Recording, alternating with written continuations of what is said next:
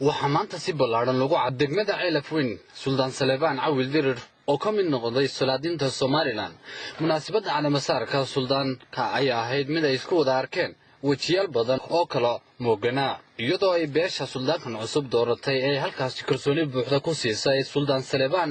Cawil Dirir inuu ka mid noqdo salaadiinta beesha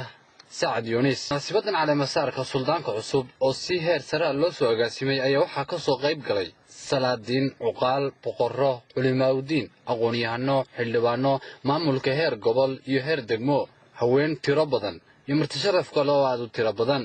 waxaana ugu horreynba munaasabadda suldaankan cusub lagu caleemasaarayay Suldaan Saleebaan Cawil Dirir halkaasi hadallo iskugu jira dardaaran iyo dhiirigelin ka soo jeediyay suldaanka guud ee beelaha Habar Yunis Suldaan Rashiid Suldaan Cali Ducaale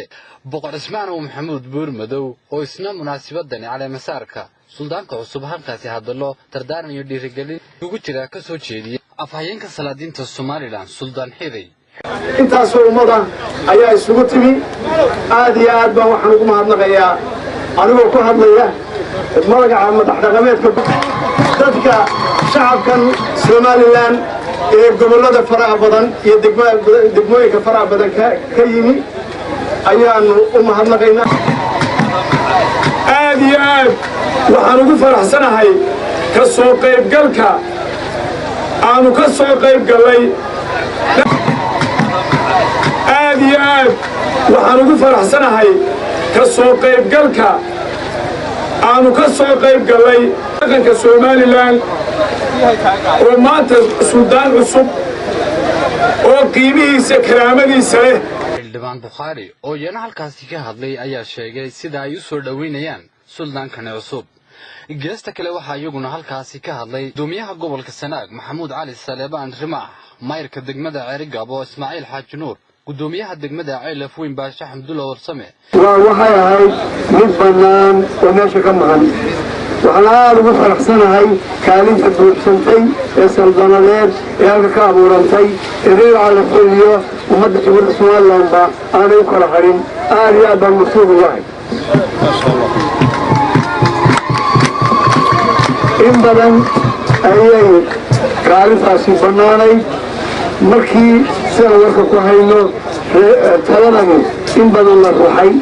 waxaan nolosha lagu caleemasaarey Suldaan Saleebaan Cawil Dirir faahiye waanu nala shaqayn doonaa ilaahayna waxaan uga baryayaa inuu ka dhigo kii ku shaqeeya cadaalad xilkiisana ilaahay ku asturo iyo gudoomiyaasha degmooyinka Weyne Garadag iyo Maydh oo dhammaantoodba ogaadiyay suldaankan cusub ee la caleemasaaray sidoo kale waxaa isaguna halkaasi ka hadlay agaasimaha guud ee wasaaradda cadaaladda Soomaaliland Khadar Axmed Diiliye oo suldaanka cusub ku booriyay inuu ka shaqeeyo isu soo dhaweynta salaadiinta Soomaaliland iyo inuu si dhexdhexaad ah ugu shaqeeyo bulshada soo dooratay iyo bulshada reer Soomaaliland gabagabadii waxaa munaasabadda caleemasaarka suldaanka cusub ee la caleemasaar Suldaan Saleebaan Cawil Dirir oo ku dheeraaday sida ugu sinaan doono bulshada reer Soomaaliland midnimo cadaalad iyo shacabna ka qaaday inuu ka shaqeyn doono nabadgelyada horumarka jamhuuriyadda Soomaaliland gaar ahaan degmada taagan salaan gaar ah iyo mahad gaar ah baan iyaga ku siinayaa